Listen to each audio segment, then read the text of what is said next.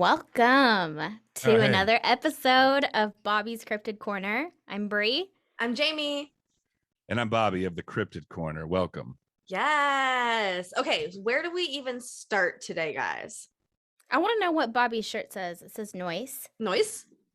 Noise. No. I'd like to make a little housekeeping announcement.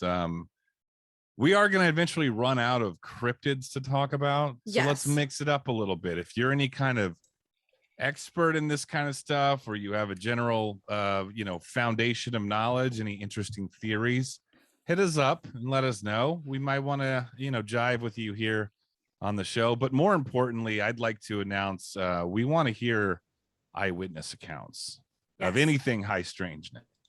The weirder, the better, right? Is that, I want this. This is going to be called Bobby's Cryptid Corner, but I think it's already evolved into something far more, it's going to be Bobby's profound. Creepy Corner. Creepy Corner is going to when it's morph into. We're going to have to make the graphic like the cryptid, like morphs into creepy, We could just rebrand it all together. It's a little bit of both. But no, we want people to come on and tell us about your weird ghost stories, your alien encounters, your poltergeists, your demons, your Bigfoots, all of it. You've seen it. We want to hear about it. Preferably Bigfoots. Preferably Bigfoots. And the more pictures and weird videos that you have, the even like the better. We want to see all of the stuff that you've documented, and we want the people to come out who, like, you try to reach out and no one is into your bullshit and they're like, oh, we don't want to look at your pictures, we're not into your shit. Come on over to our show. We'll fucking look at it. We're into it. This is how you network with like-minded people. Like, I've never met you guys in person. I've just been a fan of your show for several years. And we've been a fan of Bobby's. I'm moving to the top, baby. Yeah. I always say Bobby is my best internet friend because I do, because most people, I think we've told you this before, Bobby, most people me and Bree ignore. We're not the most social people in the whole wide world. We are when we're out, but most of the time we're not. But we love you and we always answer all of your text messages every time. We're like, yes, Bobby, yes. You think like we are on a group text group together. So I'm bad at replying to messages. I'll just say that now. I don't geek out. I'm not like a fan. Like, I am a fan, but I'm not like a weirdo fanboy. No. I text you guys sparingly throughout the week. We text you a lot. Yeah, I got the other day. You guys were I had a whole fucking Tolstoy novel to read through. Probably on our group. I was like, I had 25 text messages. You guys were like, we should post pictures of dead bodies in this text group. No. I was like, I don't know what that means. I'm not interested in that. Just took a weird internet friend turn already. No, Bobby's like, what the fuck? I even said, I was like, oh shit, mentioning the dead bodies made Bobby stop reading our text messages. Did a bomb go off in this group text? I don't know I'm trying to see the autopsy of freaking Tony, what was her last name? Henthorn? Yeah, something like that. It's like there's like a Netflix about it, right?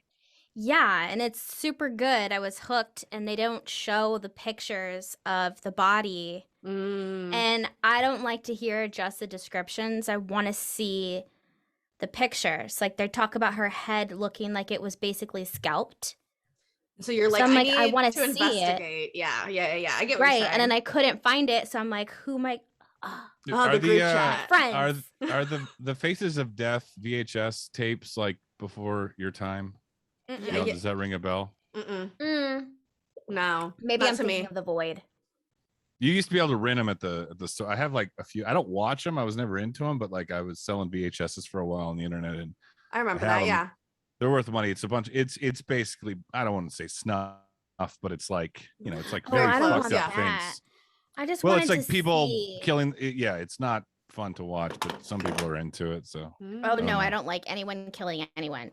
Okay. I'm just curious. You just want to see after they get killed. Yeah. Or scalped. Well, okay, because the whole thing was like, did he kill her? Did he not kill her? Did she naturally fall off of this cliff in the Rocky Mountains? Well, so you thought that her maybe body was suspicious. So I was like, oh, I want to see. You were like, I could solve this case. Like, give it to me. Let me look at it. I feel you. They solved it anyway, but I needed to see the pictures. I'm like, come on, let me see it. Yeah, that's something deeply rooted there. I'll have to post some of our our screenshots of our group chat to our Patreon, because that shit gets a little wild sometimes. It's kind of funny to me. I like our group chat. I feel bad sometimes because sometimes I feel like Bobby or Bree, you two will look at your phone and there'll be like 80 unread messages, and I'm like, oh, sometimes we Can I go just Yeah, I make had 25 the other day. Can I just make a quick public service announcement about Yes, that and please. get it out and do it. Air Do it it. out a little bit. In the last 18 months or so, since we've been in our houses, it feels like I have probably 9 to 12 group texts going at any time. Oh yeah. And we do, That's whether cool. that be on Signal or Telegram or group like Discord, regular yeah. SMS, Discord, all that shit. So I think I'm just speaking for everyone here. If you don't get a response back immediately from someone, it's not personal. It's never personal. Agreed. 100%. 100%. I can't juggle all you. I'm all friended up. All right. No, I understand. You wow, guys now I feel lame. You guys just Why? made the Group roster. chat. I don't have any group chats besides Really? you guys. Yeah, group chat. Here's the other thing I want to say too. Group chats are No, I fine have and everything. my sushi group, but that's only people only message when it's about to be Friday, and they're like, Sushi time. I'm like, See, yeah. that's practical. I get it. Like event planning, that's one thing. Maybe a meme sharing group, that's fine. Ooh. But just like need long-winded one of those. back and forth conversation, y'all's group is fine for that. But again, if I don't get back to you guys immediately, that's fine. It's not because I'm mad at you. Oh no, Bree right. sometimes ignores us too. She says she puts us on silent all the time. You could do that. yeah. If you pull the little thing, you can hit the alerts and it silences so you don't get any of the notifications. She does it all the time. That's why she never That's answers. only because of how Jamie texts us. 500 times in a row. She likes to. Okay, if it's one easy sentence, no, she's gonna give you 1 or 2 words at a time. Yes. So it's like, hey, what's up, bitch? Wake up. How you doing? You better You text check with our DMs? intention, God damn it. I do. So it's like that. So then I my text tone is the Wheel of Fortune. So it's just like do do do do do do do do do do do do do, and I'm like no. What you thinking about? That's the whole vibe. That's I the whole used to vibe. She would ask me that. I used to have my text tone be the like the tone that plays when you open a treasure chest in Legend of Zelda. And that shit got real old after like a month, and I was like, this is just ruining Zelda for me. I can't do it anymore. It's just repetitive. Like, turn that bitch off. So it gives me endorphins. Like, does it? Walking in the casino, hearing the something about the slot machines, even something about it. It's like, it's that part in the brain that deals with addiction. Even though I don't have an addiction, I think it just like it feels like it's releasing endorphins. It makes me excited. Ma'am, you're addicted to aliens. Yeah. I don't want to fuel your addiction, but real quick, last Thanksgiving we went to like a friend's house in Kansas City, and she was really into watching like 3-hour cuts of just close-ups of slot machines. All day long on YouTube. It's kind of relaxing, but at the same time, it's just like, I think you might have a gambling problem if you're just at home. Yeah, just watching people. Slot machines all day. Yeah, that's a little You can do that awkward. live, Jamie. I just like the noises. Like just have it. Maybe you should just play it in the background when you sleep instead of your meditation music, just like some casino background. It could just be because every time I go to Vegas, usually it would be like an epic experience. So when I walk in, it'd be like, I'm like, it's all happening. It's happening. It's life. It's real. All right, let's get into our show and tell of the day, you guys. What do you guys have? Who's going first? I want Bobby to go first. So I don't actually have anything this week because you guys. He just said you just told us you did. No, I said I have an update about show and tell. Am I frozen again? A little bit, yeah. God damn it. Your internet today in Texas is like not having it. Hold on a second. Am I on the right thing here? Yeah, I don't know. Because you so hopefully it'll come back. Hopefully let me know if the audio I'll let you know if the audio comes back. Cuts out here. But this is a good frame for me to be frozen on. It is. What's your update about You're like, shut the fuck up and tell me about your thing. Yeah, tell me your update. All right, so you guys have coerced me into dabble in the world of Reiki. Ooh. Oh. And I was very excited. And speaking of the group text, I was like sending you guys screenshots of like, what do you think of this one? Like, is this a good quality crystal and all that shit, Yeah. And I finally settled on one. And I bought it off Etsy thinking that Etsy was going to be like some lowly mountain hippie woman in Redding, California or something that's selling crystals out of her dirty old basement. It could be, but it wasn't, was it? No, it wasn't. On Etsy of all places, I checked the shipping thing, and China. People's Republic of China has my crystal on the way. So your video's back. What I do is that I refine my search. Yeah, so I to United States so only. that or specific states.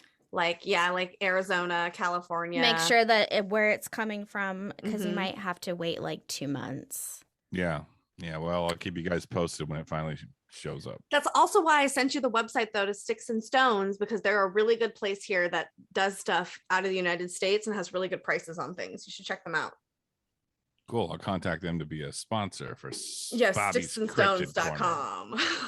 Right. For swipes. All right, Bree, what do you have? I showed you guys my rosemary. I'll show you the first thing that I did, like that's special. I have rosemary. A rosemary in a cup. Thank you. I painted this thing. It looks cool. You guys can't see, but there's a light inside of it. Oh, yeah. And it's like a little skeleton. Maybe you can't see. Yeah, he's black with like green that's like slipping out. And when it's actually dark, it looks super cool. Okay. Dollar Tree. Dollar Tree. And then my painting for the day. Oh, wow. Wow. The detail. Wow. I hate how shitty this always looks in the lighting. What is that one called? Yeah, what do you have a name for it? It's going on the wall, right? It will go on the wall. I was actually inspired by Demi Lovato. Oh, okay. Because you watched her new show, right? I did. And what did you think about it? Give us the opinions. Because I did not watch it. Bobby, did you watch it? I don't even know what you guys are talking about. Oh my God. Okay. So Demi Lovato has a new show on Peacock. It's a limited series where she's investigating aliens. Oh, I'm so sorry. I shouldn't say she, they. I apologize. Because they're non-binary. Bobby's no comment. Bree, I'm glad we cleared that up. Yeah. Bree, what do you think about the show? It was before she made the announcement, so every like commercial cut there's like a disclaimer. I before watching the show I was not looking forward to it because I will admit I am judgmental, as I seem to realize I am sometimes. Yeah. And I just thought she's a pop star, probably thinks it's cool, is gonna just get her own show, doesn't actually, care or anything like that. Yeah. And I really believe that I was wrong. Oh, okay. She, in my opinion, is like 100% an experiencer, like is in our club. She's part of the alien member club. She's like deep in the club. Okay. And what like really like an experiencer. And does she talk about it? Mm-hmm. Yeah. She went to Joshua Tree, and I believe she might have done like a CE5 thing with Stephen Greer for a while there. I remember that. Yeah. All kinds of stuff happened. And then out there in Joshua Tree, she was also visited by beings. And they were like, do you want to come for a ride? And she was like, fuck yeah. And they took her for a ride. She saw their planets. And that's why I thought of this, because the way that she described it to me, I just thought of like this beautiful feminine type of galaxy cluster. It's very vaginal. Yeah. Now who is this? Demi Moore? Demi Lovato. Demi Lovato. And they are a singer and actress, right? Yes. Disney Channel, right? If I remember, yeah. Disney Star. Oh, right. Disney Star turned her own thing. Yeah, their own thing. Their own thing. Yes. All right, well, that's a vibe. I like the painting. Is there glitter on it? Is that why it's so shiny and doesn't look good in the light? Yes, there's lots of glitter on it. That's what I thought why it didn't look good. I understand. It probably looks so much better in person. That's like this one I did. It looks so much better in person because there's bits of glitter everywhere. And I'm like, you can't You can't see it. It doesn't pop. It just looks so flat and weird. I get what you're saying. Bobby, why have you not drawn anything for us yet? That's the real question. You told us you were gonna draw like an alien with like titties or some shit. Like what happened? Yeah, that's on the way. I'm still working on it. Can we see like a progress update? Like why can't we? Yeah, you're looking like there's I don't have anything for you. Bobby, look, I don't think you understand how many irons I got in the fire right now. I know. Whatever, Kitty Bobby. aliens are at the bottom of my list right now. All right. Let's jump into tonight's episode. Wait, what about you? Oh, I don't have anything. Oh, look at you. Yeah, bam. So this is Bree's. Only person that doesn't. Bree's painting.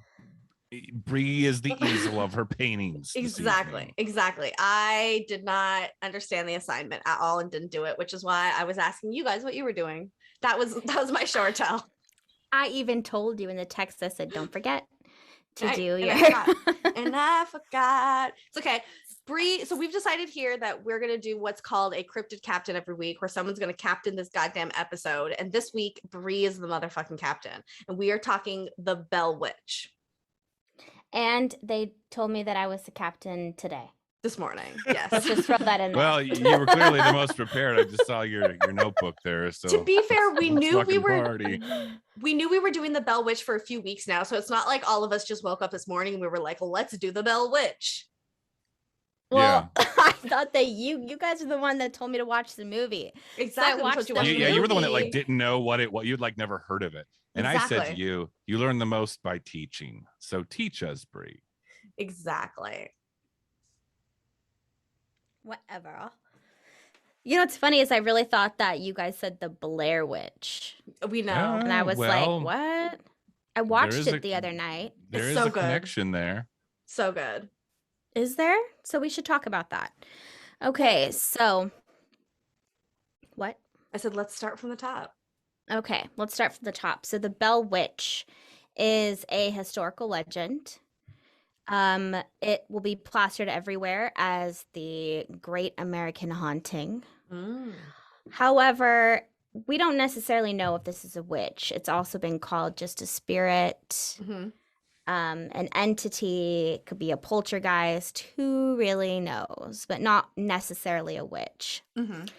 So our time frame here is 1817 to 1821, way back in the day, in Red River, Tennessee, which is now Adams, Tennessee. So I think that the location is actually pretty interesting. Since there's a lot of cave systems over there, I looked it up to see if it was on the 37th parallel. It's not, but it's not too far off. It's like 36.58, some shit like that. Okay, so on that border. Yeah, pretty close. And there's some people that between like, that line of the 33rd and the 77th, though, I feel like that big span inside of there. You know what I mean? Yeah. And this is one of those like Appalachian corridor, old school Americana high strangeness things, right? Like, so exactly. We've talked about it a million times before, but Hopkinsville up into Chestnut Ridge in Pennsylvania, there's like a whole handful of these weird ass, I think Flatwoods Monster somewhere around there. Yep. The whole Appalachian mountain region and I believe the Smokies are kind of part of that, which is where this is located. Just all through there seems to have lots of weird happenings, and I think there is a common thread beyond that. It's the cave system. Yeah, right? For sure. Yep. The cave system. Sure. And I have a lot of skeptic hats to put on and theories with this one, but I don't want to jump the gun here. So I just want to point it out. It all falls within that crazy old mountain range, the Appalachians. Exactly. Which is why I wanted to look it up, because I think that's like the biggest mystery of time. Anything that has to do with like that, those caves. The biggest mystery of time is I the seriously Bell Witch. think so, because no, not the Bell Witch, but just when it comes to the cave systems and how they all connect, and what's down there being like a portal to the Hollow Earth. I don't know. I heard someone make a comment about that on Twitter, and they were talking about like missing 411 in the cave systems. They're like, what could it be? And I said, maybe not what could it be, but like what is down in those cave systems is a better question than like what happened to these people. Like there's something bigger. It has to do with these cave systems down there. And what is that's happening? Yeah, deep hardcore underground military bases. Everyone knows that. Ooh. See, I definitely think Portals to Hell. Yeah, I think it's lower than the military bases. Yeah, I think like we're talking like inner deep earth where like. Well, let's remember to come back to this because again, a lot of my theories revolve around the cave systems. So I don't want to jump the gun here. All right. Okay. Get back into it. So this whole story is basically all centered around the Bell family. This is the Bell Witch. It's because of the Bell name. The Bells, we have John Bell and we also have Lucy Bell, so husband and wife. And they had about 7 children, which is interesting because there are other sources that will say that there's 9 children. So I will raise my first red flag and say that this is a story, I think that depending on where you're reading, the story can slightly change, which is also my biggest it's like my biggest issue with stories when you don't really know which one to believe. Like when there's just too many sources and it's conflicting, we should know if there were 7 or 9 children. Immediately you're like, that's a lot of kids. Skeptic. Yeah. Yeah, that's a nice point actually, that this is probably like, it's definitely one of the most well documented. I'll give you that one. Yes. I guess hauntings, if you want to call it that. But I mean, this involves, you know, everything from orbs to, you know, shape-shifting animals to witches to poltergeists, like you were saying earlier. So again, it's that high concentration of high strangeness. And yeah, I don't know where I was going with that, but it's fun. It's a fun thing to talk about. Yeah. It's a good point. That's all that matters. Exactly. So anyways, no, wait. What I was saying is, here's what it is. It came back to me. Because we have so much documentation about this, if you just play the numbers game of documentation, you're going to get some contradictions. You're going to get some embellishment. You're going to get some games of telephone. You're going to get some people that want to, you know, fuel the lore in various ways for various reasons. I'm just saying it's almost better in a way to have one eyewitness account from a trustworthy source rather than all of this whole network of people with various motivations or assumptions about things, just muddying the waters into the overall narrative. Absolutely. That's what I was trying to say. So I'm wondering if I should hold on to a bit of information about the story, how we know it, or if I should go through the story and then tell you after. Because I think that changes. For me, it changes things. Save it till the end then. Okay.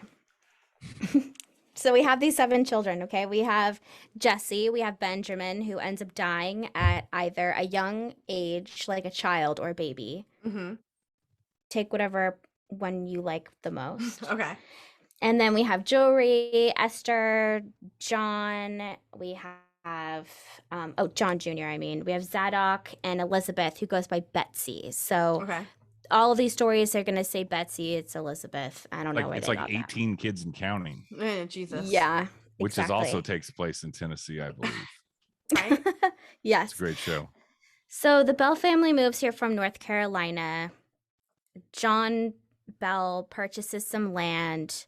He is going to build a home there. Everything starts out really well for him. He becomes one of the most successful planters. And it's kind of like the start of this family. They're like booming. They're like, we got slaves. They're doing pretty well for themselves. They're very fertile couple. Yeah, obviously. Yes. And then for some reason, because this is about 18, it's hard to say. The time frame is like either 1803 to maybe 1805.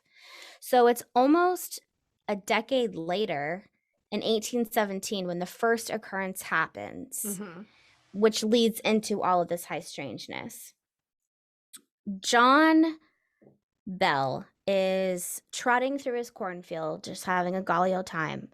And then out of nowhere, he sees what he describes as like this beastly creature. It's the body of a dog or possibly like a wolf, but the head is of a rabbit. Skinwalker vibes. So Skinwalker vibes. I think I wrote that in my notes. I said, remind me of the Skinwalker. Because you have this beastly body. I am oozing with skepticism through this whole story, and you will hear me be obnoxious as hell about it. You got to remember too, keep this into perspective. Like the early 1800s is one of the first generations, if not the first generation, of people that like settled what was considered the far west at the time. So there were still, flora and fauna that people were unfamiliar with. And what does that mean? In this like animals and wildlife and plants. Does this not sound like a hare? That's what I was gonna say. I mean, that's one of the theories. Is this? It sounds like a hare. It sounds like a big ass rabbit, basically. Big ass hare. But hares it does can be like hares are big. terrifying. Yeah, they can be the size of a small person, a little person. What makes a bunny cute? It's small and fluffy. Hares terrifying. Huge and not fluffy. Which is the exact opposite of small and fluffy, which makes it horrifying. So I mean, I think that initial account, I'm on the side with the skeptics on this. It's like, okay, you saw something you never familiar with. We can't immediately chalk that up to something weird, paranormal. Right? Well, and it's interesting that you say that too, that they're calling it something. Well, we're just calling it what we think it is. Because I think it's the same thing about the whole name of the Bell Witch in general. The reason they were calling it the Bell Witch is because witch was this general term of all of these things that were happening that were paranormal. And it was just kind of like a nickname blanket for term. all of it. Exactly. Yeah. Witch of the Gap theory. Witch of the Gap theory. Exactly. We don't know what it is. So that was a catch-all term for anything unexplainable, and I think that happens even to this day when we see unexplainable things. Unexplainable things may be explained one day with a new vernacular or jargon or vocabulary, but until it's acknowledged by the consensus, it doesn't have a name. Like I think there's examples of it that I can't think of right now, but I think that's always like a never-ending part of discovery and paradigm and perception of the external world. I smoked a little bit of dope before I came on here. Okay. Yes. Perfect. So anyways, he comes across this thing that he thinks is like a creature, this beastly creature.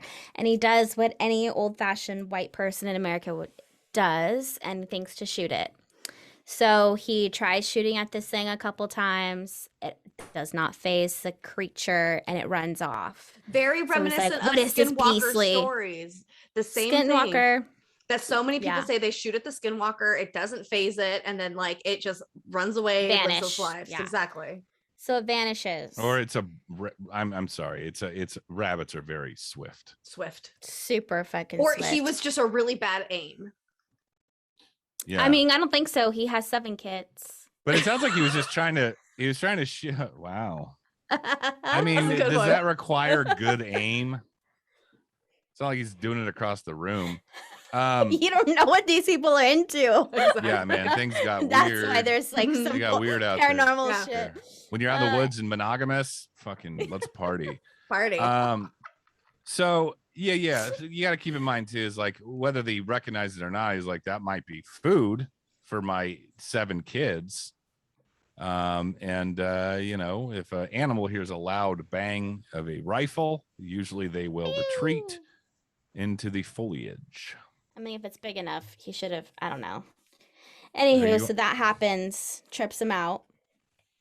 And then later that evening, all of a sudden, the family starts hearing banging on the outside of the house. And it's not like your typical creak that you would expect a cabin to make because it's made of 100% wood and this guy did it himself.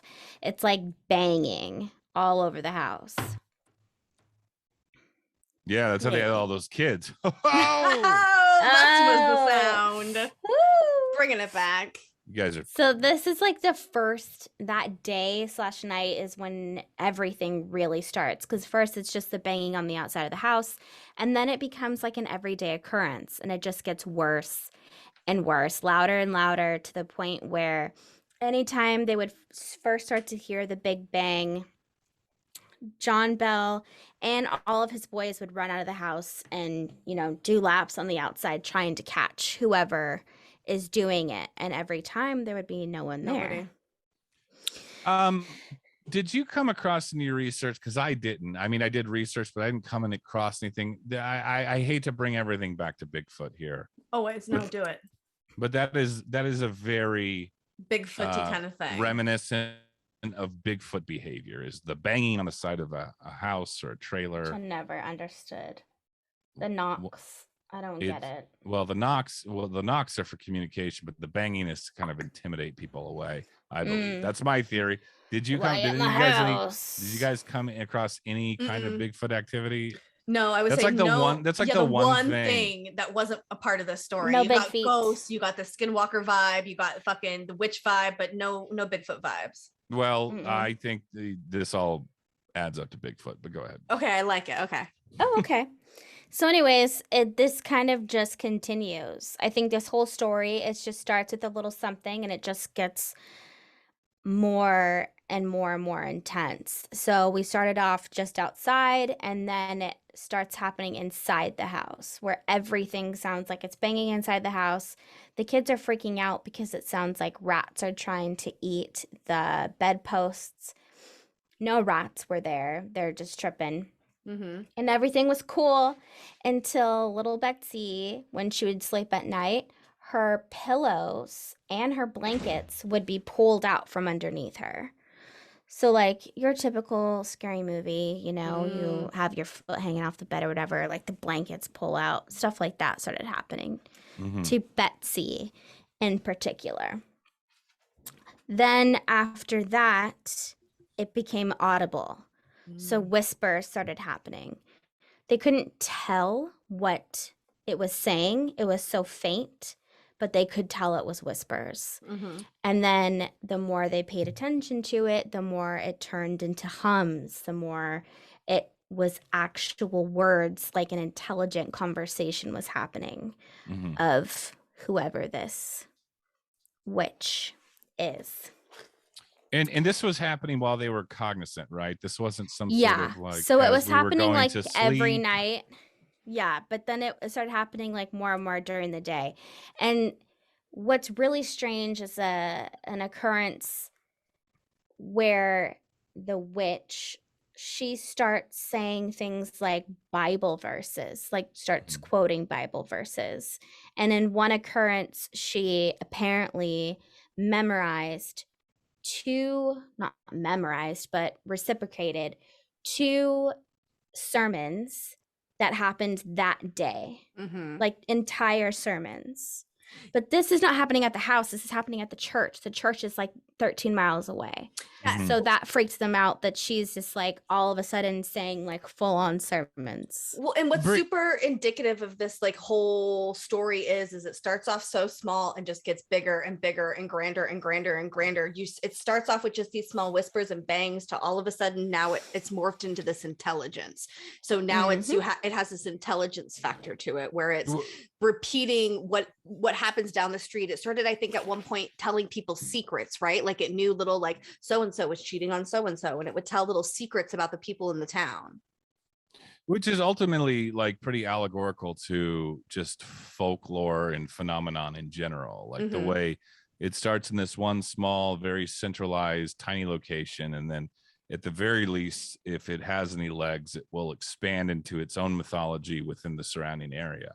Exactly. That's not to say it's more or less real one way or the other, but do we know like what the source of these early accounts are? Wasn't there like a diary in a Bible they found or something like that? All of this is coming from the main source, which we will discuss later. Okay, sorry. That was in the beginning. That's you guys told me to tell you the story first, Yeah. and then we would discuss. I got you. Okay. I really want to get on the skeptic train on this one. Bobby, we sci-fi'd it already. It's fine.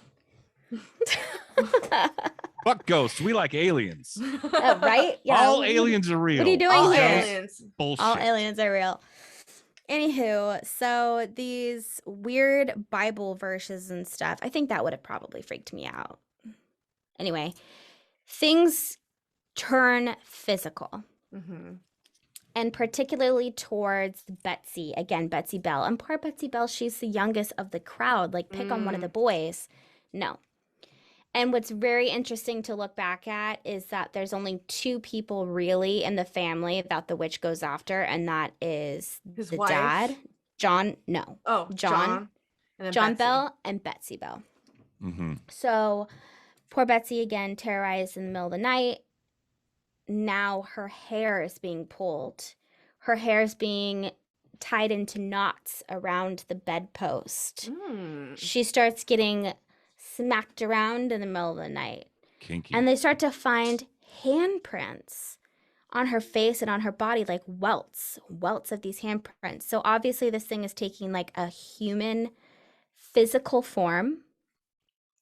We went from a rabbit creature to like a human hand. The Donnie Darko rabbit. Yes. It is the Donnie Darko rabbit. Oh my yeah. God. Well, I just want to say one of the kind of, I guess, more or less accepted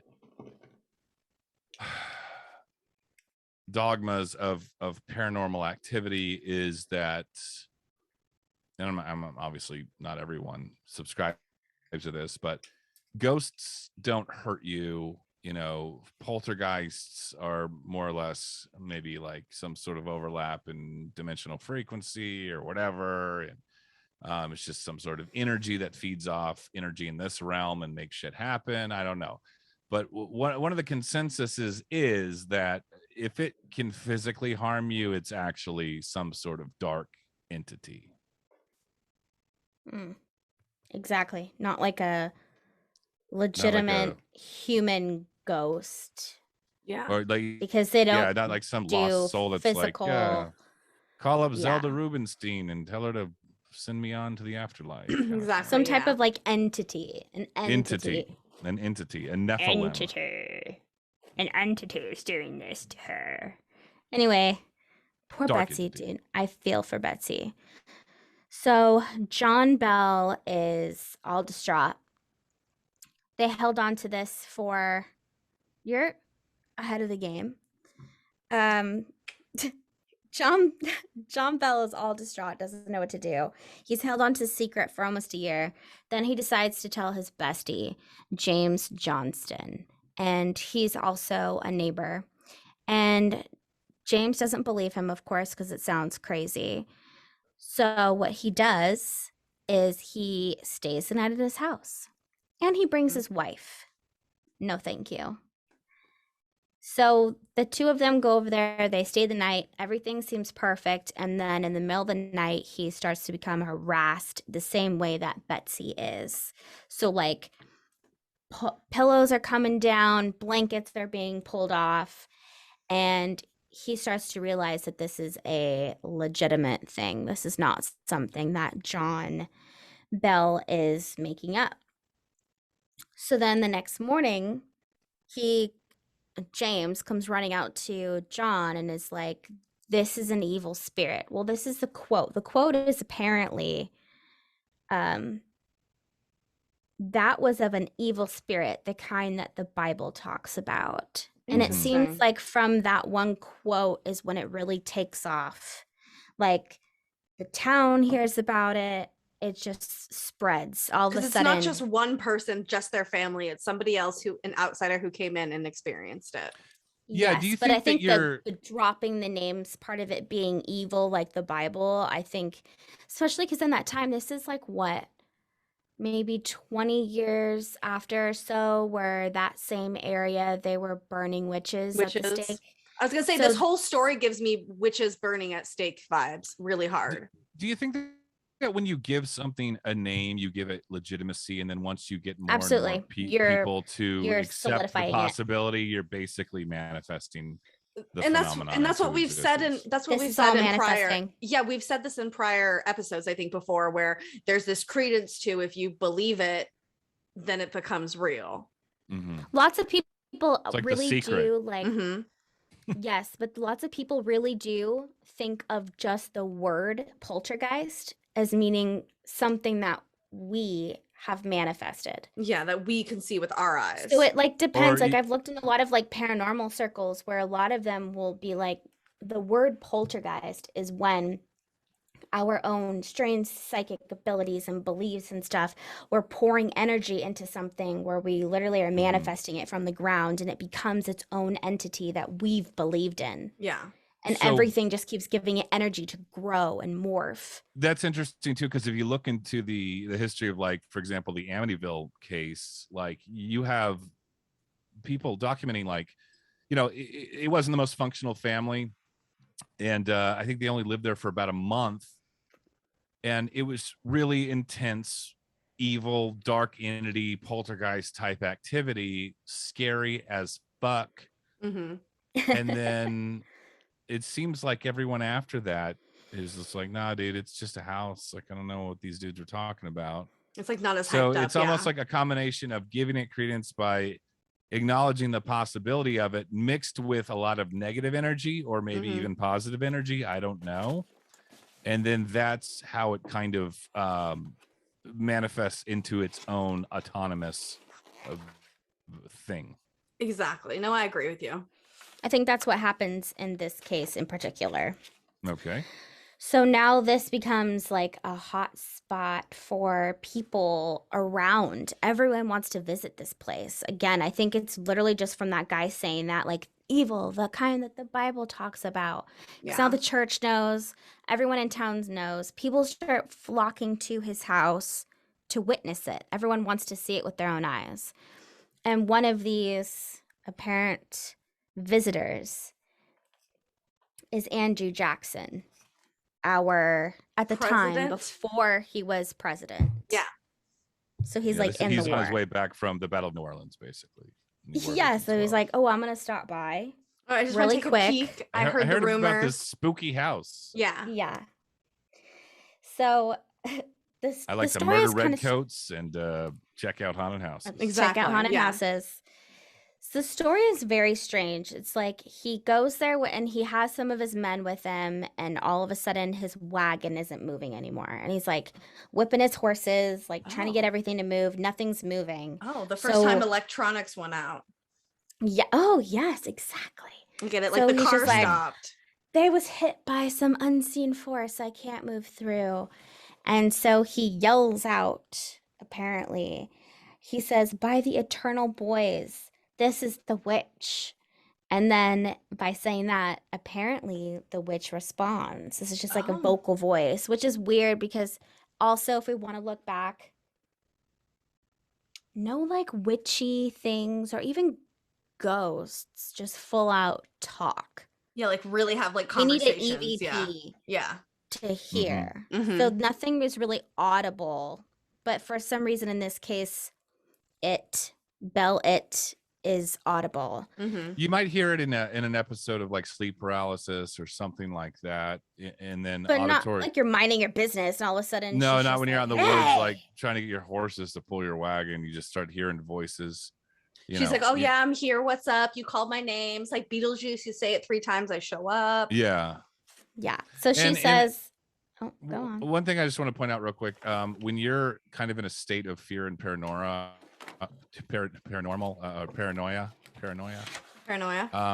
in sleep paralysis is probably the ultimate example of this, but that's not to say that I don't think it could necessarily happen outside of a sleep paralysis episode. But like when you hear something that's like atypical to what you're used to in that particular context or environment, like I don't know, I'm no expert on this, but I would imagine that your brain has ways to interpret it into some sort of cognizant language that or saying or expression that kind of makes sense to you. Well, it's the same thing with EVPs. Sleep paralysis is not ghosts. No. It's the same thing with EVPs. You hear this EVP, you hear this weird crinkle crangle, and your brain makes it seem like it's saying, hey, how are you? So it's almost that same thing, but in real life. Like, what if it just an owl who was hooing and it was making a weird hoo-hoo-hoo sound, and he heard, I'm the Bell Witch. You know what I mean? Yeah. I mean, sometimes those shows, I swear, they do the EVP like replay, and they put the subtitles what it's saying, and I'm like, that's not saying that. It's that's like, all. Subconsciously, that's all you read it all together. That's subconscious or subliminal kind of programming with those TV shows. Sure. So it's like, oh yeah, they totally said that because I read it on the screen. You're like, We're total buzzkills tonight. I'm like, this is all horse shit. No, it's good really though. Are. We have to but we have to go over this to get to the good shit. You know what I mean? Yeah. So the Bell Witch replies, "Go ahead, General. Let the wagon move on. I'll see you tonight." And it goes. So later in the evening, they're all back at camp. They're hanging out by the campfire or whatever. And apparently there is a man there in his group that calls himself a witch hunter. So he's like around the campfire talking a bunch of shit about how like he can catch any witch. He's like a guy that murders old ladies. Yeah, he's like thinks he's a witch slayer. He's like, I got this bitch, like all this stuff. Talking too much mad shit. He's Dog the Bounty Hunter of his time. So then all of a sudden in the camp again, the voice aloud, the witch says, "All right, General, I'm on hand and ready for business." Ooh, spicy. And then apparently the witch hunter, so he hears the voice and is like, "I'm ready for her." And then like rifle's loaded, goes to shoot, and it won't shoot. The gun won't shoot. It's electronic like failure again. Yeah. So he's like, "I'm stuck in some like unseen trance, this force." And then he's like, "The pain, I've got needles all over my body." And then apparently he like reaches for his nose, freaks out, falls, and then like runs away from the whole tent area. Basically makes a fool of himself. And then the witch says aloud, "How the devil did run and beg. I bet he won't come through here again with his old horse pistol to shoot me. I guess that's fun enough tonight. General, you can go to bed now. I will come tomorrow night and show you another rascal in the crowd." It sounds like this ghost talks a lot. Honestly, no, it sounds like too much talking for a ghost. Like I've never. That's why she's a witch. Yeah, I was gonna say this is like a lot of talking. That woman never shuts up. To be fair, this is a lot of talking for any type of cryptid, ghost, witch. I mean, this is just a lot of communication in general from something. Yeah, it's not particularly consistent with other. And it's strange because it's obviously not to everyone. You know, she was obviously cool with the general, but was like, this witch hunter, fuck him. So does that mean that what she's saying, like, is she talking telepathically to people, or no? She's saying verbally out loud, so like everyone can hear. It's like the voice of God. The voice of God comes through, and everyone's like, ah. So yes, it's strange. So she obviously fucks with some people and doesn't fuck with other people. Yeah, and things just seem to grow and grow, and more people come to visit. And so people start trying to like ask her questions like, "Who are you? Like, what are you doing here?" kind of thing. And one of the first things that she answers, I should say first, because she gave many answers, which I think is also an indicator that this wasn't a legitimate witch or like one ghostly entity. I think it's like a trickster of some sort, because she gave multiple different answers. So in this one answer, she said that her name was Kate Batts, and Kate Batts was their neighbor. So then it kind of spewed a bunch of rumors that Kate was mad because John Bell, when he went to buy property, he cheated her out of a deal for land. So she was super pissed. So then she's saying, "I'm Kate Batts," and throughout a lot of conversations, she refers to herself as Kate. She's like, "I'm Kate, I'm Kate." Right. And but Kate, it doesn't add up because Kate is still alive at the time. Kate's still alive at this point. Which so that just doesn't. I'd be curious to know if he has any kind of history of conflict or some sort of contentious relationship. I did see that someone did kind of dig deep into that, and it was like her brother-in-law is the only person that had any type of dealing with John for land, but that she wasn't in any way she didn't have any animosity towards him, because one, it didn't affect her directly, and two, I guess it wasn't like an issue, it wasn't anything, so it was like they just kind of took it and ran. Right. And I saw some skeptics say like she wasn't one to hold grudges, which I don't know how you would even you wouldn't know her. Yeah. But either way, like, I mean, it's possible. It's just possible that this guy's a little off his rocker. He's paranoid for whatever reason about, his land and his family. It's like something oddly primal kicks into his psyche, and he starts hearing what he thinks is the voice of this woman that he thinks is upset. It's the neighbor. Like, that's so or the neighbor's reachable. Just messing with him. Well, I was gonna say, this is what I mean when I say this reminds me so much of like burning witches at stakes. This is so much of like, well, I don't like this person. Maybe he's doing it subconsciously, not subconsciously. We don't know. But it's like, I have this issue with this neighbor. Who knows what the motivations are behind it? But she's the witch. She's the witch. It's her. My neighbor's the witch, and she's the one doing this to me. Right. I'm surprised it didn't hang her. And it's that's not what I'm like saying. Exactly. This isn't that long after like Salem and all that stuff. That's what I'm saying. Like, it was like maybe 20 years, I think. It's one of those things where like maybe you're having a bad season. Like maybe you're stressed the fuck out because you don't know how you're gonna feed your family through the winter or whatever. I don't know. There's a lot more like tangible hardships back then that would drive a man insane. Or you have one of those STDs that eats blame on something else. You have one of those old STDs that eats your brain. What is it? Gonorrhea, right? That's if it goes untreated. Old. Well, no, like, but like, old. Yeah, still around. If it goes untreated, it like eats your brain. You start to hallucinate and see shit. Yeah, so maybe you have a little bit of that in there. There's all kinds of things like that. It's Sorry, funny. Go ahead. I don't want to blow my skeptic. I know. You guys have been blowing your load way before we even get started. Yeah. So it's funny you guys say this though, because poor John, he really goes downhill from here. It's like almost a year where like he can't swallow. He's just sick as hell. He's like on his deathbed. And they're just like, what the fuck, witch? Like, what's your problem? And she's just like, he's a bad man. She says like, he's a bad man. What do you want? I want him to die. So she's like verbally saying that he's a bad man and he should die. And he eventually dies. He decides to die on December 20th. It's because he didn't want to give anyone Christmas presents. I wrote it down somewhere. Hold on. 18 some shit. 18 so and so. Where does he die? I'm sorry. 1820. He dies. The weird thing about this is that apparently she shows up to his funeral, the witch, and she's like laughing and dancing and singing and drinking brandy. Wait. Like, what do they mean by she's laughing, dancing, and drinking brandy? Do they mean like a poltergeist apparition showed up to the funeral? She's having a fucking party. And everyone just sat there and stared at the witch dancing? That's just what's written. Doing that? The real cake? That's just, no, I don't think so.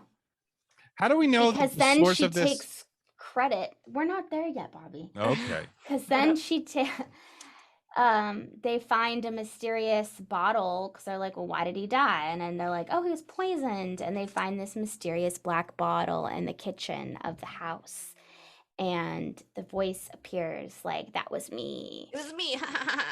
I did him in. So she takes credit for killing. For murder. And then that's when he goes down in history now as the only person that has allegedly died from a ghost. Witch ghosty thingy. Yes. Exactly. But does the haunting stop there? No. Oh, okay. It dies down because it's just weird because Betsy's still alive. So those are like the two people she's really going after. And that's the big question here is why? Why does she hate John Bell so bad? And why just Betsy? Because she seems to like Lucy, the mom. She like calls her perfect on many occasions. They talk to each other. They're like besties. Oh. Which is weird. Yeah. But then she's torturing her daughter at night. The ghost is besties? With his wife, yeah. The ghost likes the mom, Lucy. So maybe John was beating Lucy, and then like Lucy was like tattletelling to the ghost, and the ghost was like, "I'll protect you," and that's why the ghost was like, "He's a bad man. You don't know what he's done." And Lucy's just like, "We have a ghost." I'm sorry, but like the more speculations we have to try to explain this away one way or the other just makes me want to explain it away completely. Yeah. Like it's all so bananas, and I'm sorry, I'm really jumping the gun here and I don't want to do that quite yet, but it's just like, no, I'm with you. And we're on the goddamn alien abduction show, for Christ's sake. Exactly. Anywho. Bree? Yeah. Bree. I'm just listening to you guys. You guys are funny. That's literally what the whole show is. Just us bitching. No. I hate the things I'm interested in. Huh. I feel awful. you. So, anywho, this thing is still kind of around, still fucking with Betsy, but yet she's hella happy because John is finally gone, and that was her main issue. So in other occurrences, when they ask her again, like, what's your deal? She says that she was resting, but now she's been disturbed. Oh. And she's been there for millions of years. So that kind of led people down many different roads that, you know, what is this? That she was resting and now that she's disturbed. One of the things was that the house was maybe built on Native American burial grounds. Mm-hmm. Because there's another strange ass story of her apparently saying that she was buried there and they moved the body when they broke ground to build the house, but her tooth is still under the house. And that's why she's trapped there. She's pissed. So she could either be Kate, the neighbor, which doesn't make sense because Kate's still alive and cooking, and it doesn't really... Like, what's Kate cooking? doing? I meant kicking. Yeah. Not alive and cooking. She's alive and kicking. I mean, she probably was cooking considering the time. He was cooking, though. She was making fucking awesome biscuits and gravy. Exactly. Or that it's a Native American. She was always pregnant, so she was technically cooking. Yeah, biscuits. Another claim is that maybe it was an angry slave, an ancestor of one of the slaves, because they had slaves. That's like what I go to first. Like are we still in Ghost World, or this is kind of Ghost World? We're ghosting. Are we talking ghost slaves or not ghosts? Ghost like slaves. Like ghost slaves. Who is this person? Not like alive slaves, like ghost slaves. Yeah. Ghost slaves. Or alive slaves with the help of their dead ancestor ghost slaves. Yep. You know, a little voodoo. At the end of the day, no one knows what this was. Again, the term witch was just an umbrella word for strange paranormal happenings, but this thing liked to talk. This thing talked way too much. Here's my question. My question is that once this thing finally died down and went away, nobody else who lived on that property had any other comments about the Bell Witch, correct? No. Oh, not at all. No. So she pieced out for a little bit. Mm-hmm. And then it seemed like in later years, all of a sudden, there's a lot of interest in a cave that was there on the property. Bell Witch Cave. Bell Witch Cave. There's a cave on the property. Now, in the original stories, there's no instances of anything crazy happening with the cave, but it was on the land. So possibly that's where this force came in, maybe, but they didn't have any like interactions there. It wasn't until later where this became like a phenomena that then people are like, let's investigate the caves. And now people say that they see weird shit in the caves, like lights, partial apparitions, faces, but a lot of like phantom lights, like all of a sudden there's just a light there and then it disappears kind of thing. So they do like walks, I'm blanking on the word, tours. They do tours of the cave. You can like the public can visit. And I know that the house was brought down in the mid 1800s, but then they rebuilt like a replica of the house.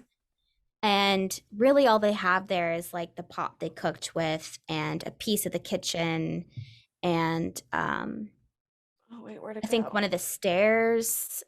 There's like random items that are still a part of the house, but other than that, the cave is as close that you can get to like something natural that was there when they were there in the time.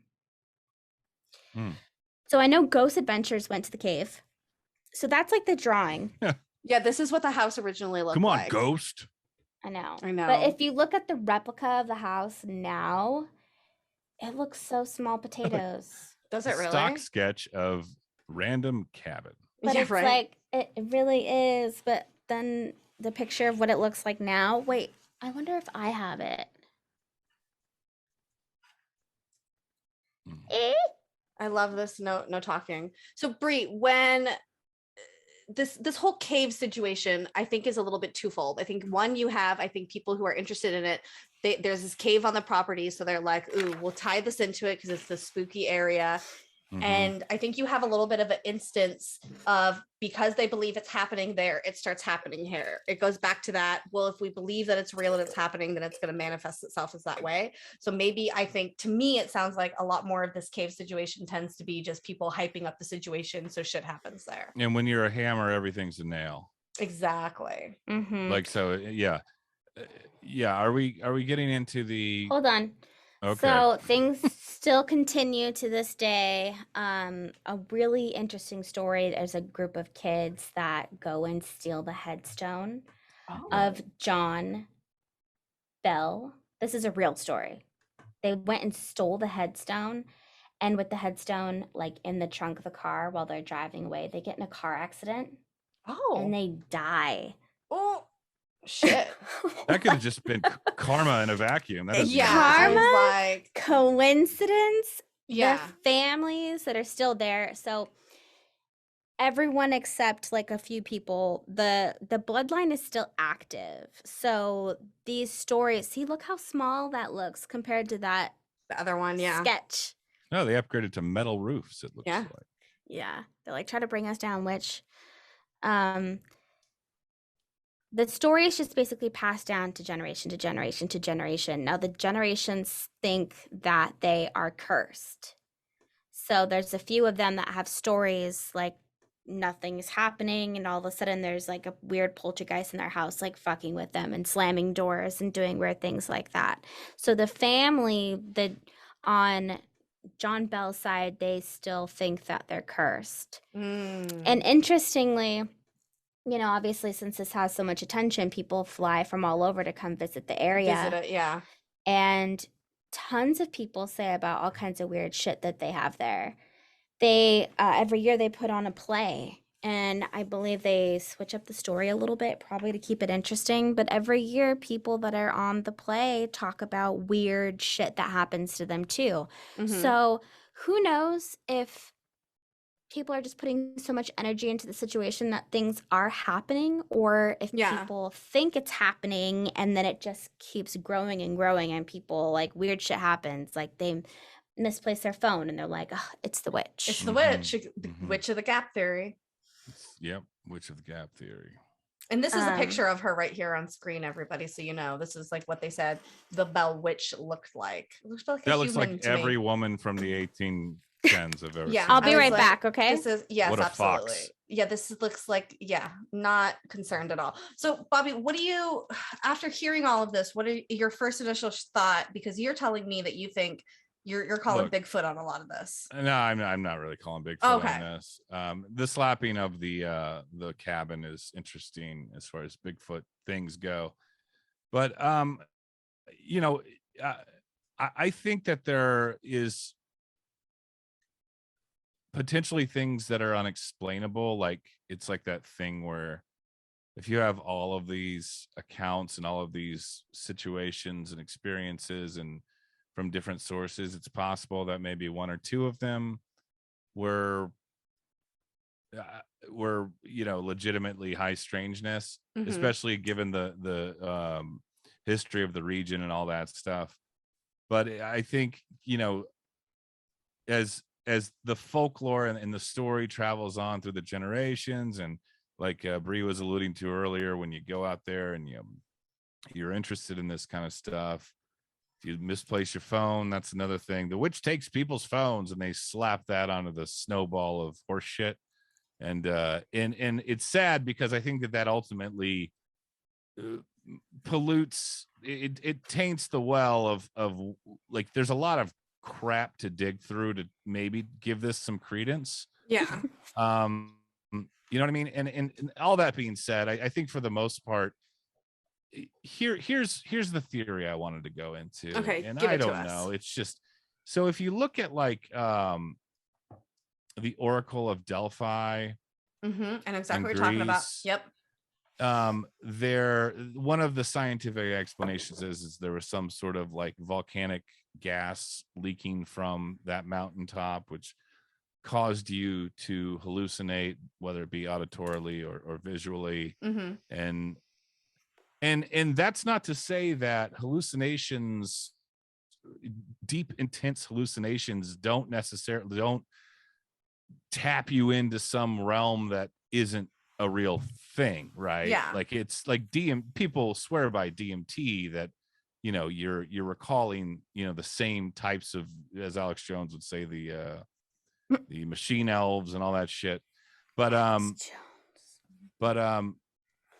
if you take that kind of stuff into account, and then you look at like Salem, the witch trials, one of the theories is like their wheat was like moldy or which caused them to hallucinate. It caused them to become paranoid and hallucinate and just start murdering old crones in the woods. So one of the things that I noticed when watching multiple documentaries about the Bell Witch is one of them had mentioned that prior to all these events happening, there was a series of both earthquakes and volcanic activity. Okay. And I don't know how credible that claim is, but who's to say, and then throwing in the stuff I was saying earlier, when you're in this time period, there's a lot of hardship, there's a lot of stress, there's a lot of paranoia. And then throw on top of that, potentially you have a cave on your property in which you're basically huffing fucking LSD all day from. Things could go awry. Things could get weird. And again, I'm not saying that that drugs or whatever natural explanation is necessarily, makes it fictional. It could still be you use drugs to talk to entities in different dimensions or whatever. But there's just a lot of horse shit in this whole story that raises my red flags. Yeah, I was gonna say, my theory that I kind of have is more along the lines of, I definitely think that they might have been dealing with something that was like a haunting, and I think that they just really exaggerated what was going on. And I think that you are living in a time where not a lot is happening, so this is a nice, fun, cool story. So I think a lot of people jumped on the train of it to be like, oh, yep, I was there too, because they wanted in on that sense of almost their 15 minutes of fame, right? Yeah. And so I think that what this was is something that was very small and not a big deal, turning into something huge because so many people wanted to be involved in it. Yeah, people get bored as fuck, man. Like, exactly. Like I wish people would go back to making up ghost stories in Tennessee rather than just like sitting around with teenage pregnancy and smoking meth all day. But no, I feel you. But that's, you know what I mean? I feel like that there definitely was something that was happening to these people. I think that it's rooted in that, but I think that it goes back to these witch trials where it's something small happened. They made it seem like something bigger, started blaming people, and everyone started doing it because it was the thing to do. It was like well, everyone's smoking crack, so I'm gonna fucking jump on this train as well. So it's like, oh, we're talking about weird ghost witches. You know what? Now's the time. And everyone jumped in on it. So I think that it was just something that was very small, that might have been some knocking and some whispers and some whatevers that turned into this huge giant thing because it made everyone feel like they had something to look for every day, something in the newspaper or something bigger than themselves, rather than like, let's go plow the field, shoot a hare, and go to church on Sunday. It's exactly like, wait, let's fucking create something interesting here. Bree, I want to go back to what I was trying to get at earlier. Where's the source of all this information? Exactly. This is where things to me take a big shit. A big giant shit. Yeah. So if you didn't believe the story, you're not going to believe it now. No, not necessarily. Yeah. But okay, so listen. When all of this, the very first publishing of this the very first time it was even mentioned was a author, and his name is Marvin V. Ingram. Mm-hmm. His story is that he was given the diary of Betsy, but that he wasn't supposed to read or publish anything until after the last of them died.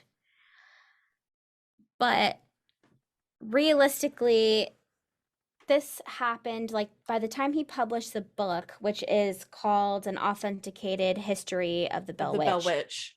Mm-hmm. This was published like 73 years after she died.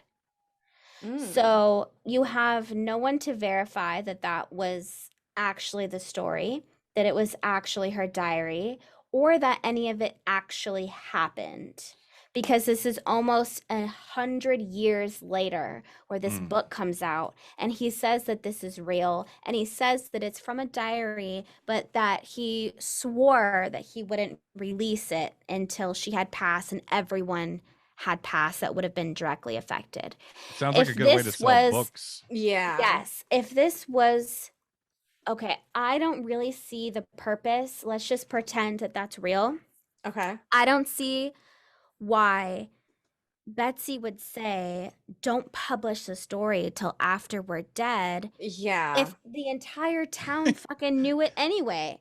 If yeah, what does she have a career at Amazon? Yeah. If you have everyone that's already moving all over just to see your house, that you have an alleged soon-to-be president coming to visit your house, why are you now going to care if someone publishes the story? Yeah, it doesn't make any sense. Everyone in your small town, and even like grew, like people from New York were coming, if this is really that big, then there's really not a secret for her to be keeping. Yeah, exactly. So that doesn't make sense. And with Andrew Jackson, he and his logs is every single movement that he does, and tons of people have read through them. There's not one instance that he ever went and he ever visited it. So that whole story is most likely 100% made up. And this is based on a diary, right? Originally, the source material. Yes, and then multiple books came from then. So from there, so this is the very first mentioning of the Bell Witch. And it's not only that, but look, and if you read, it's and other stories. So it's not even just about the Bell Witch. He took just that story and then some more. Yeah. And everyone ran with it. They wrote their own versions. They went back to the town to get their history.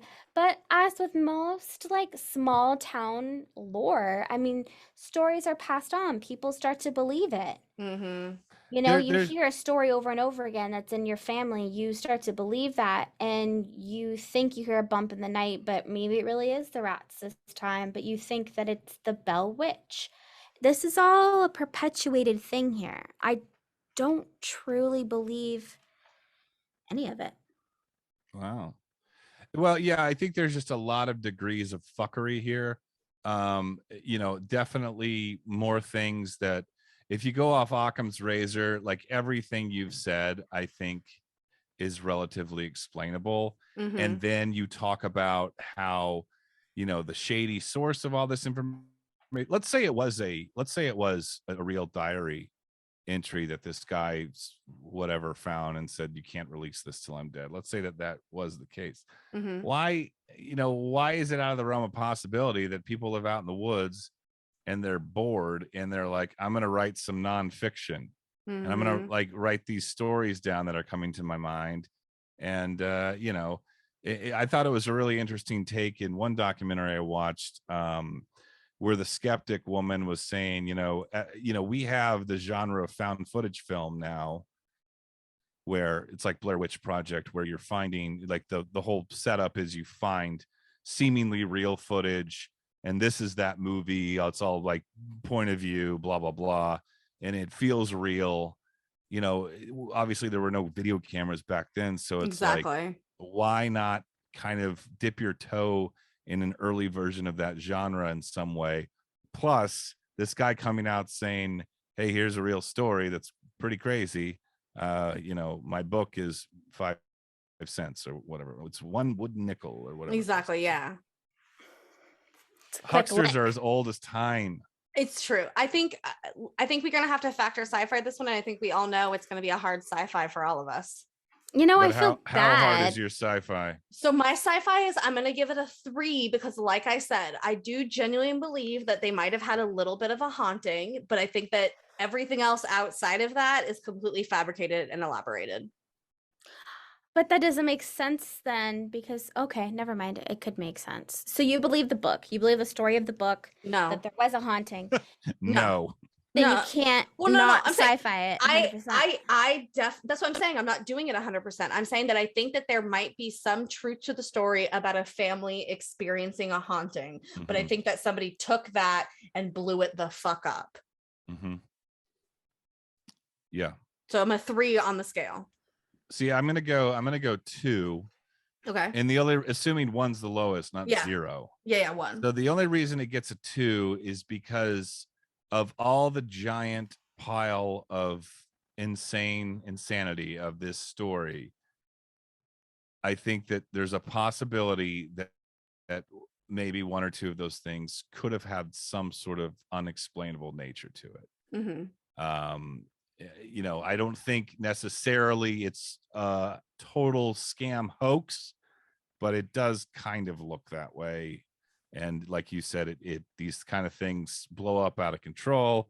You know, we don't have much going on over here in Adams, Tennessee, but we do have that old story of the Bell Witch. Let's get some it brings a lot of tourism and bluegrass festivals going, and we'll sell some cheeseburgers down at the exactly. You know, I hate to be a cynic, but on this one, I can't remotely. That's a solid. It. That's if solid. you think about it, the fact that everything comes down to 1 book, that's just like a red flag to me, because it all comes down to 1 book and we can't verify that story of like wait, like the Bible? That's so many books. Don't get all skeptical on me with religion. This is not that show. Anyway, no, I'm just saying, yes, you're right. Even when it was you look like inspired by God. You can't apply, like, there's no like even if there were newspaper articles about this, which I don't think there are. There's a newspaper article about his. You know what people tried to do? There was one about him dying. There was a newspaper article about his death. So they do. Okay, so he is a person. Yes, exactly. Okay, great, fantastic. He's real, which is why the bloodline is still there and kicking. But even you gotta think about this. A lot of times, even people in Bigfoot world or cryptids in general, people will be like, well, you know, Bigfoot never really was in the zeitgeist until the Patterson Gimlin film, and you're like, well, actually, there's XYZ articles from the 1800s about wild men, blah blah blah, and it's like there's even still, it's like, okay, that's great, but when people print newspapers, the goal is to sell newspapers for exactly. And you know, I don't want to go too much into the Bigfoot thing, but like it's not a factual example, page. like you're probably more likely to be a wild feral man living in the woods in the 1800s rather than now. I mean, exactly. We still have those now, so I don't know. And I'm just in a really cynical, skeptic mood because this whole story just reeks to high hell. No, and I agree. Okay, Happy Halloween. Happy Halloween, my everybody. Place, you cynical assholes. Yeah, give it to us, Bree. What's your rating and what's on your mind? Give it to us. Give us light and love. I think that a lot of it was fake and blown out of proportion. But I also think that because of all the belief and all the people that have literally traveled around the world to visit this place, I think that they have given something some type of energy, and that I think is thriving. So you're the least skeptical of all 3 of us. So what are you giving it on the scale? I love these awkward long pauses. They're my favorite. Jamie says, "Great radio, Brie." Yeah, great radio. This is YouTube. Nobody gives a shit. I know. It should be like, "Great radio, Brie." You know what? You guys, you know that's hard for me because that's why we gave you the scale. To make it easier. Okay, so what's the scale? How does this work? What's a 1 or a 2? A 1 is no dice. And then 10 is sci-fi. we believe it. Yeah. 10 is definitely factual. I'm down with a 2. Okay, that was easier than I thought. Because I think that the town is generating a lot of tourism from this. They do have the Bell Witch Fest. Yeah. And I don't see a 2021 schedule. The last one I saw was 2019, but normally they would have like events going on every weekend in October. It's like the canceled last year. It's like everyone would go down there. You can do a tour of the house. You can do a tour of the cave. Everyone's like, the barbecue was great. You go see the play. People are like, ooh, scary shit's happening. Who stole my keys? So, you know what? I'm changing it to a 1. No, I'll stick with the 2. I'll stick with the 2. I'll stick with the 2. You'd only change it once. Yeah, only change it once. So 2. You're a solid 2. I'll stick with a 2. That's fine. I think that I'm still down to go, and I'm down to check out the caves and stuff like that. It's funny you mentioned the stuff about the barbecue and the festival and stuff, because I was watching one documentary right before we jumped on the air here, and my wife walks in the room. She's like, "What is this? Some sort of like infomercial for some town in Tennessee?" I was like, pretty much. It's like an interesting observation, because it did feel like the last 10 minutes of it was just them talking about this town and vaguely connecting it to the lore of the Bell Witch. You just kind of like, feels like there's kind of filling runtime at this point, but anyway, yeah. We got a great I want to apologize to all the believers out there about this. We're episode, sorry. Though. We apologize. I feel very let down. Because you guys are the one that made me look into it. Like, this is a story. Well, we're like, yeah, it's a thing. It's big in pop culture. Yeah, it's iconic, but it's just horseshit. It is horseshit. Well, here's you guys revisited the story and you realized how stupid it was. That it was bullshit. That it wasn't a legitimate cool story. You guys were like, wait. No, I mean it's still fun. I still like these kind of things. Yeah, but I do want it to be compelling, and this one's just like compelling in the sense of like it might be real, and I'm just not getting that at all here. From this one. No, it's not even a little bit. But here's the good news: our next episode, we're doing the Jersey Devil, which I think holds a lot more credence in the cryptid world. That says a lot about the Bell Witch. I know exactly. Oof. All right, guys. It's gonna be a rough ride. Wait. Oh, Bobby has a movie suggestion. Oh, that's right. Oh yeah, do we do movie suggestions? Yes, please. Yes. Well, I'm just gonna like integrate this in with a plug for my show, Not For Everyone podcast. It's far more offensive and vulgar than this one. I wish ours was like that. What's that? I said I wish ours was more vulgar.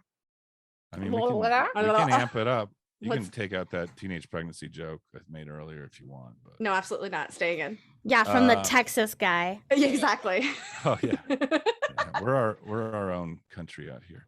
Anyway, a bunch of women haters. Podcast, Not For Everyone podcast. Straight out of Texas, Austin, Texas, where we all hate women.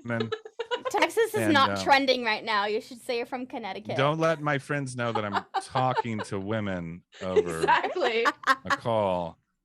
Be like, can they read? And I'm like, yeah. You're like, not really. Anyway, The Howling. We just did an episode on The Howling, which is a 1981 werewolf movie, which is fantastic, starring Dee Wallace from E.T. and Critters and Cujo, the mom from Cujo. It's a werewolf movie. Came out the same year as the iconic American Werewolf in London. However, this one is right up there, maybe not as good, but it's highly recommended, especially in the spooky Halloween season. Ooh. It's about werewolves. What's it called again? One more time. The Howling. The Howling. So you had a different movie recommendation that I was aware of. Oh yeah, let's talk about that next time. Unless you want to bring it up now, that's fine. I just wanted to tell you, so I'll bring it up now. You were going to recommend what's it called? The Glitch? Is it A Glitch in the Matrix? Glitch in the Matrix. Which I knew there was something else I wanted to. Yeah. Hulu. The weirdest thing happened to me when I was watching that movie. Okay. So like a lot of things, I was like, this is so weird because it's like so connects so hard with like a lot of new age beliefs. You can take what they say and you can turn it to manifesting and synchronicity having a different, more of like a spiritual aspect, but realistically we're almost talking about the same thing. Yeah. So he's talking about like synchronicities and weird shit happening. And I'm watching it by myself because Josh had work that Saturday.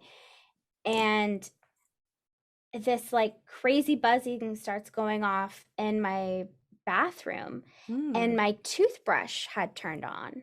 My electric toothbrush. Yeah. Which is weird because you like have to press it on and it's in a cup by itself. And like even the on button is above like the curve of the cup. So it's not even like it could be touching. It just randomly turned on. And I've had I use the same brand. I've had this for like 5-6 years. This first time it's ever randomly just turned on, and it freaked me out because it was in the cup. It was like making this crazy noise. This happened 4 times while watching this movie. Something was trying to get your where attention. I'm sitting by myself, and I swear to you, like every single time they would say something about like synchronicity, the fucking toothbrush would randomly turn on. What do you think that has to do with synchronicity? 4 times. I don't know, but 4 times. Could have been a hair. It's never happened since, ever. What's the number 4 signify? 4. I think 4 is death. Oh, hold on. Well, happy Halloween. By toothbrush. Yeah, by toothbrush. What, Brie? I need you to rewatch that movie this week and see what happens. See if it happens again. Try to recreate I it got again. freaked out by that time because I was like, that's funny. and then after the 4th time, because of how loud and intense it was, I was just like, I'm done. Why is this happening? Yeah, I was just like, this is fucking weird. It hasn't happened before and it hasn't happened since. Only 4 times in that movie. Okay, that movie? What's the number 4 signify?